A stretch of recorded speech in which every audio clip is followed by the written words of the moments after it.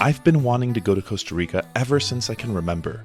The beaches, the monkeys, the birds, the pura vida, it all called to me in a powerful way that I have never felt before. And so after a decade of being married to my work, I retired and pursued a lifelong dream of living my life as a digital nomad. I convinced my girlfriend that we absolutely had to explore this paradise, embarking on this adventurous chapter. Dreams do come true.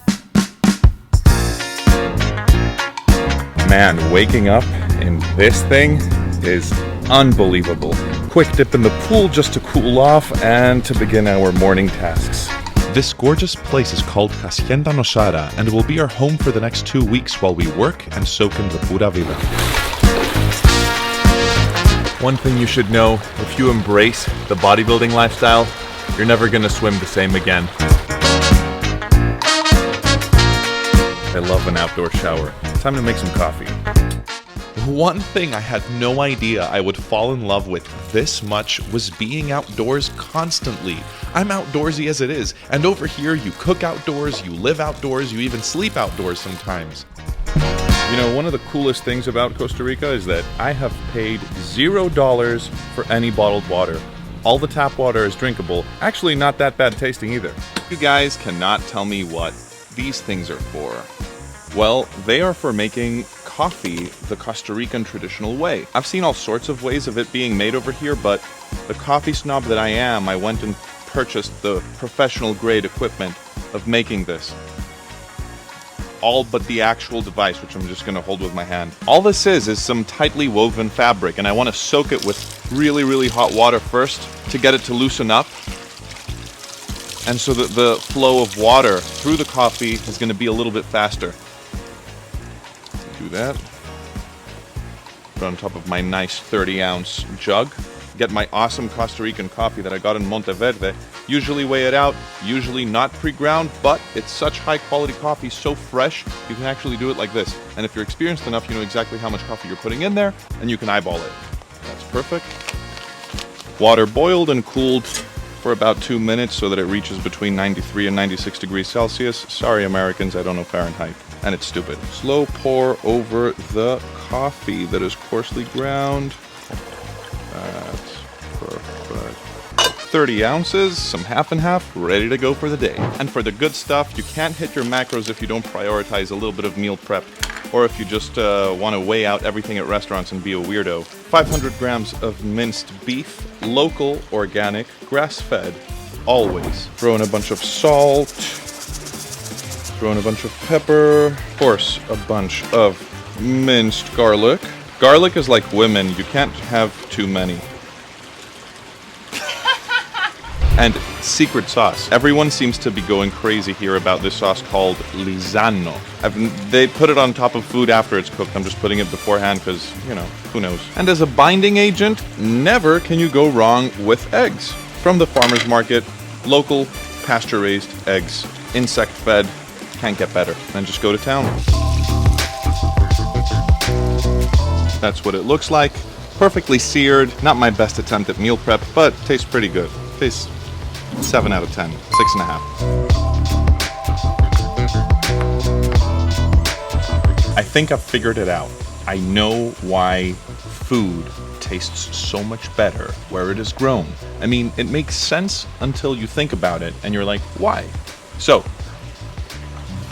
in order for us to enjoy food in the States, in a country where it's not grown but where it's imported, in order to keep the fruit from spoiling, they need to pick it when it's unripe.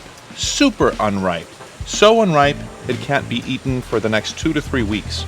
But if you pick an unripe fruit, slowly, it'll ripen. And it's not receiving any more nutrients, whatever you want to call it, from the plant that it's been cut from. Whereas here, they wait as long as they possibly can, and they cut it from the tree. The pineapple, for example, they cut it while it's ripe, and they sell it, and they go fast, and they're so tasty, so tasty.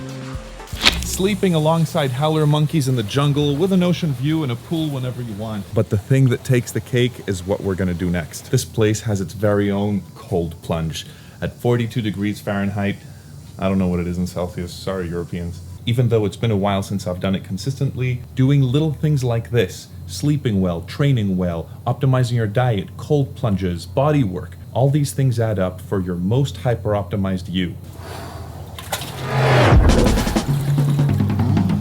One of the most awesome places to go and grab some quick food is a place called Organico. Pernilla hates it because it's expensive. It's so pricey. Why does everything have to be 10 times the amount it should be? Because it's of quality.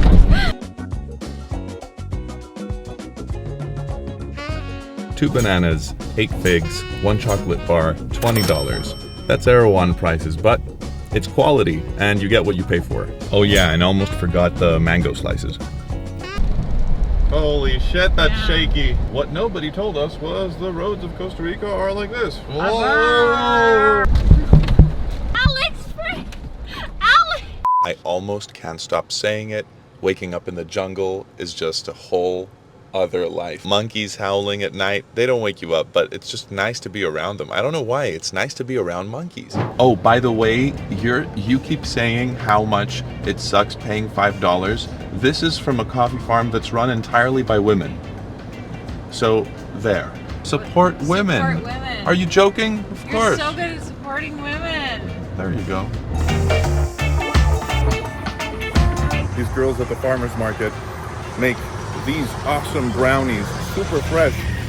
You know, I'm a really picky brownie guy. If it ain't perfect, I don't want it. But oh my God, I'm having a hard time having only one.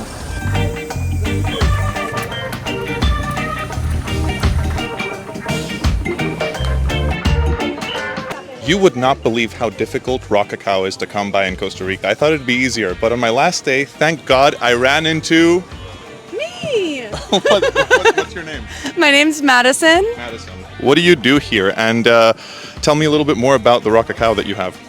So I make the most amazing vegan and gluten-free treats and sweets in town with a very incredible artisanally processed, organic, and fair trade cacao. Those aren't just like buzzwords, they actually mean something and they're important. So Ceremonial grade? yeah, so ceremonial grade. So organic, we all know organic means that it's grown without pesticides or intense fertilizers or things like that. Fair trade means that people are getting paid a fair wage to work on the farms, to harvest the beans, to do all the rest of the work. Artisanally processed. Artisanally processed means that it's done in small batches. So typically the cacao process, they use a lot of heavy machinery, hydraulic presses, big stainless steel vats where they will ferment the cacao. And so for them to ferment so much cacao in a huge stainless steel vat, they have to put in bacteria, kind of like when you're making yogurt, something like that. Okay. So they introduce something different. They introduce something different so that they can make the cacao that we then buy and make into chocolate or bars or things like that. Exactly. Yeah, they have to. So the cacao has to be fermented, which is really interesting. So it's believed that the gods showed us humans how to make cacao. The fermentation process was showed to us humans by the gods. It's called Theobroma cacao. That is the official name of cacao. Where does cacao really come from? Cacao comes from Central and South America. Because I heard that Guatemala is a fierce competitor with Costa Rica. Yeah, there is some people claim that they have the ancestral bean, but it's difficult to say originally where it started, and there's so many different varieties of cacao.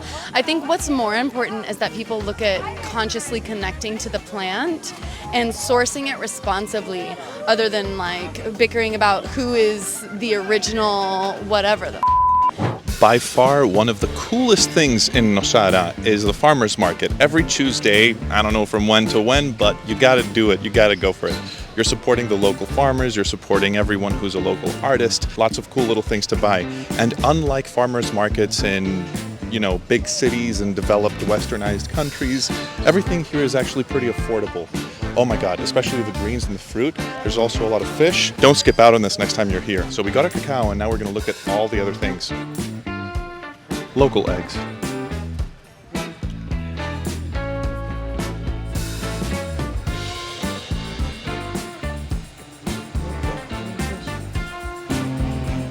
$3.50 for 9 eggs? Sign me up.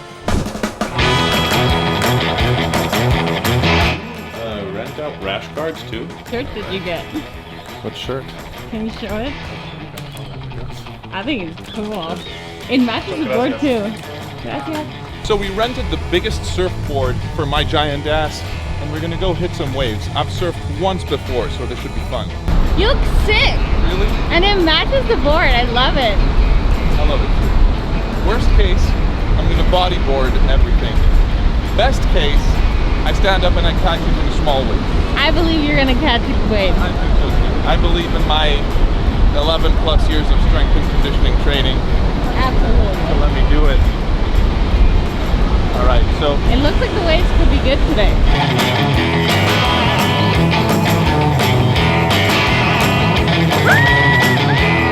Yes, balance. Oh. I think you killed it. A, I'm gassed. 2, this board is still too small for me. Is I'm it actually really serious. really? When I stand up on it, it's not staying close. You're just too muscular for surfing. Yeah, that is another thing. Fernilla is warming up behind me, and she has no idea where we're gonna go for dinner. I picked the best restaurant on the beach with a perfect sunset spot. Let's go.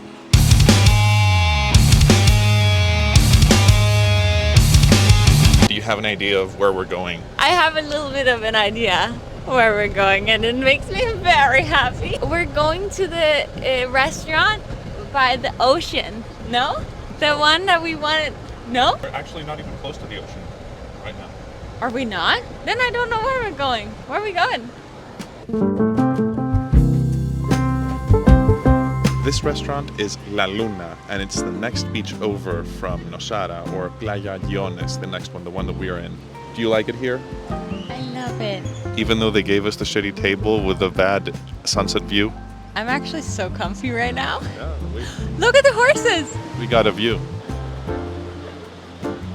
You're gonna be the one who's gonna dig in first. Okay. Go for it. Is there a way I can do this wrong? I'm doing it wrong? Yeah. What you're supposed to do is actually crush it. Crush it. Yeah. That's a mocajete.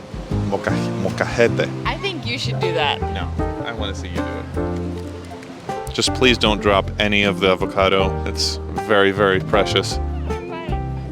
Oh my god. Oh, that's good. You like? Insane. So good. Oh, that's good.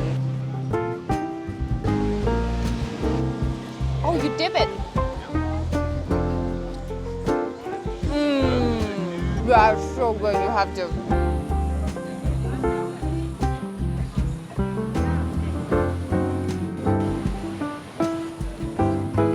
What are you doing? It's that good. We got extra fries because it's just that good. pita. Are you gonna lick that too? I do know it. So good. About to eat the brain.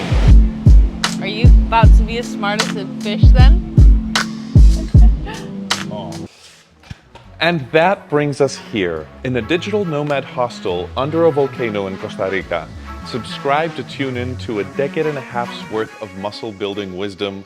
I'm so tired right now. I gotta go to sleep. I'll see y'all in the next one.